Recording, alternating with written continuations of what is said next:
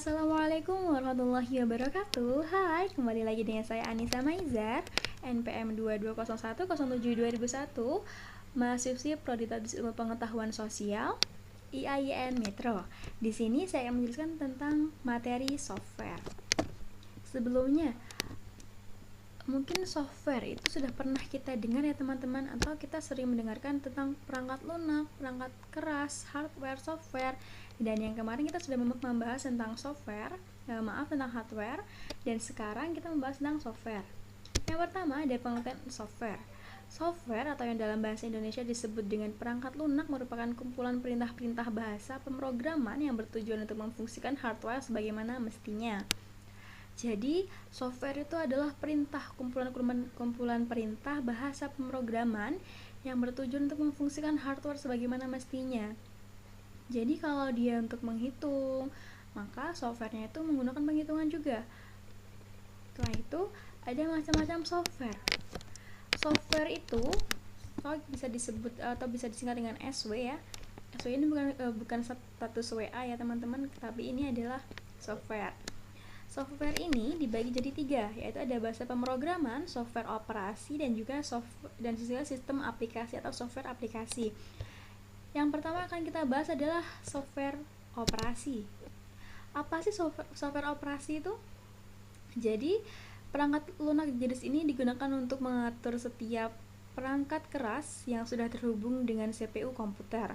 Selain itu, ia juga berfungsi dalam menerjemahkan aktivitas serta mengatur seluruh proses yang terjadi dan diperintahkan oleh user pada CPU sehingga perintah tersebut dapat dikerjakan komputer dengan baik.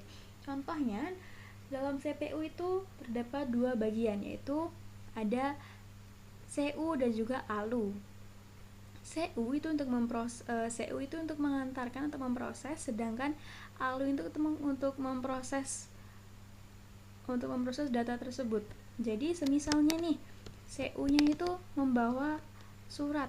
Nah, suratnya itu langsung diberikan kepada ALU. Nanti setelah diselesaikan oleh ALU, dikembalikan lagi kepada CU. Setelah pada CU langsung kembali lagi ke penggunanya atau pengirimnya tadi. Jadi seperti itu.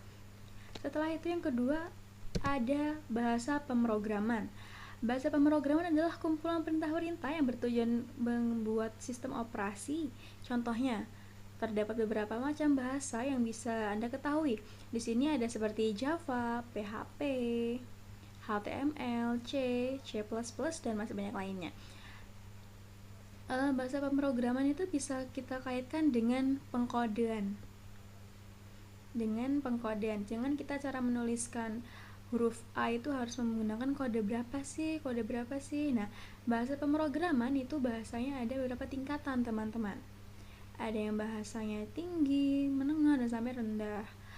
Kalau bahasanya dia itu bahasa yang sudah kita gunakan sehari-hari itu biasanya dia sudah bahasa yang menggunakan bahasa Inggris seperti HTML gitu kan. HTML kita sudah sering loh mendengarnya. Berarti kalau kita membuka Google atau kita buka Chrome, maka pasti akan ada linknya itu ada yang HTML, HTTPS. Nah, itu merupakan bahasa pemrograman. Selanjutnya teman-teman ada sistem aplikasi. Software atau perangkat lunak komputer yang dibuat untuk melakukan tugas tertentu. Sistem aplikasi ini sudah kita gunakan dalam kehidupan sehari-hari. Contoh sistem aplikasi adalah WhatsApp, Instagram, Facebook, Android. Dalam komputer juga ada Microsoft, iOS, dan lain-lainnya. Jadi sistem aplikasi itu apa sih teman-teman? Aplikasi itu sesuatu yang bisa kita gunakan dalam kegiatan sehari-hari. Kita sebenarnya sudah menggunakan loh sistem aplikasi ini, tapi kita tidak menyadarinya. Kita setiap hari berkomunikasi menggunakan WhatsApp.